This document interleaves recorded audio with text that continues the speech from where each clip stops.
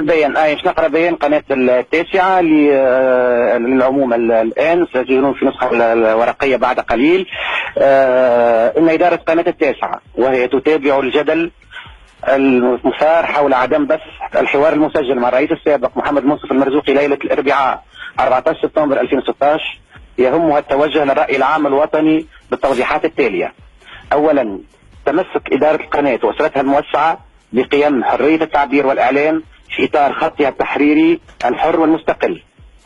ثانيا، تؤكد اداره القناه تعرضها لضغوطات من قبل مسؤولين في رئاسه الجمهوريه ورئاسه الحكومه، وتدعو رئاسه الجمهوريه ورئاسه الحكومه لتوضيح مدى علمها بهذه الضغوطات التي مارسها بعض من تكلم باسمها.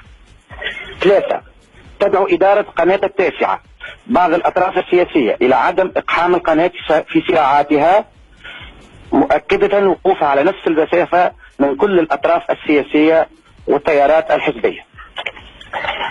هذا هو البيان سيما. رابعا، مازال نعم. تكشف إدارة قناة التاسعة لانحراف بيان نقابة الصحفيين عن مهمتها الأساسية وإقحامه معطيات شخصية تهم المدير العام للقناة في سياق غير ذي صلة. خامسا، تؤكد أن الحوار مع الرئيس السابق السيد منصف المرزوقي سيقع بثه كاملا بمثل ما كان مبرمجا في السابق في إطار حق القناة في اختيار التوقيت المناسب لبث الحوارات المسجلة. هذا هو بيان قناة التاسعة. باش تقولوا لنا شكون المسؤولين سي معاذ بن غربية اللي من رئاسة الجمهورية والحكومة، الأشخاص خلينا نعرفوا من اتصل بكم. قريبا أنا في إمكانية لظهور تلفزي إن شاء الله غدا أو بعد غد لمد وكشف جميع التفاصيل وكل الضغوطات التي مورست على قناة التاسعة. هل هي شخصيات رسمية سي معاذ؟ هي شخصيات رسمية تمثل رئاسة الحكومة ورئاسة الجمهورية؟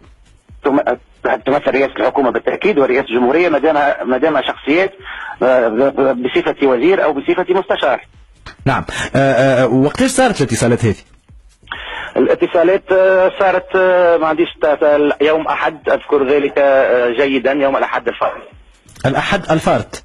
يوم الأحد الفارط قبل العيد معناه 4 نهار الحكومة عملت تيم بويلدينج بالضبط تعرفوا وقتاش يومها بالضبط توقع الاتصال بين. السيد معاذ بن غربي، إذا تأكد أن الحوار سيتم بثه؟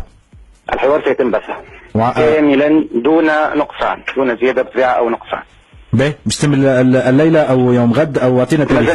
ما زلنا ما اخترناش التاريخ، بس لنا الحق بالطبيعه ما دام الحوار مسجل ان نختار موعد بثه. لكن اللي نحب ناكد اهم بس الحوار انه سيقع بث الحوار حصول هذه الضغوطات من طرف بعض المسؤولين في الدوله في رئاسه الجمهوريه ورئاسه الحكومه، كما قال السيد عدنان منصر منذ قليل، واكد ان كل ما قالها السيد عدنان منصر صحيح في هذا الاطار. هل انه هذا الحوار بالخطوره لتخيف رئاسه الجمهوريه ورئاسه الحكومه من تصريحات مصطفى مرزوقي؟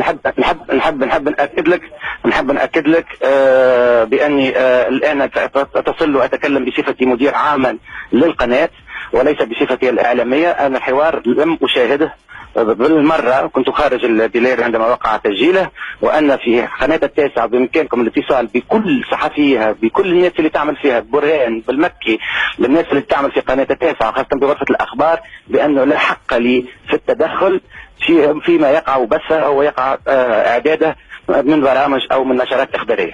تعتقدوا أنكم رضختوا للضغوطات معاذ بن غربية؟ نحن لم نرضخ للضغوطات، والدليل بأنه سيقع بث البرنامج، لكن أخافتنا هذه الضغوطات صراحة لأنها أعادتنا إلى عهد سابق.